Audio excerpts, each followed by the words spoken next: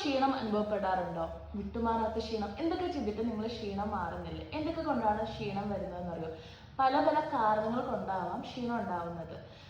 Anaemia ഉണ്ടെങ്കിൽ, അതായത് രക്തത്തിൽ എരിവ് കുറഞ്ഞെന്ന് പറയുന്ന പേര്, അഥവാ വിളർച്ചയൊക്കെ ഉള്ള അസുഖമുള്ളവർക്ക് ക്ഷീണം എപ്പോഴും അനുഭവപ്പെടാറുണ്ട്.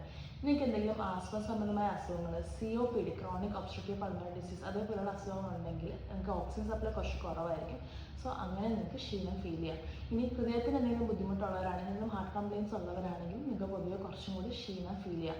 ഡയബറ്റിസ്, ഷുഗർ കൂടുതലുള്ളവരാണെങ്കിൽ നിങ്ങൾക്ക് പൊതുവെ ക്ഷീണം കൂടുതൽ ഫീൽ ചെയ്യാം. ന്യൂട്രീഷൻ ഡെഫിഷ്യൻസി ഉള്ള ആൾക്കാർ, വൈറ്റമിൻ ഡിയുടെ കുറവ്, വൈറ്റമിൻ B12ൻ്റെ കുറവ്, അയൺ കുറവാണ്, ഫോളിക് ആസിഡൊക്കെ കുറവുള്ളവരാണെങ്കിലും നിങ്ങൾക്ക് ക്ഷീണം അനുഭവപ്പെടാം. ഇനി ഇംപ്രോപ്പർ ആയിട്ടുള്ള സ്ലീപ്പ്, രാത്രി നേരെ ഉറങ്ങാത്തതും അതുപോലെ തന്നെ കുറച്ച് സമയം മാത്രം ഉറങ്ങുന്നത്, കണ്ടിന്യൂസ് ആയിട്ട് ഒരു 7 to 8 hours ഉറങ്ങാതിരിക്കുന്നതും നിങ്ങൾക്ക് ക്ഷീണം അനുഭവപ്പെടാനൊരു കാരണമാണ്. അതുപോലെ ഇപ്പം തൈറോയ്ഡ് കംപ്ലയിൻസ് ഉള്ളവർക്കും ക്ഷീണം എപ്പോഴും കാണാറുണ്ട്. സോ നിങ്ങളുടെ ക്ഷീണം ഉണ്ടാക്കുന്ന റീസൺ എന്താണെന്ന് കണ്ടുപിടിച്ച്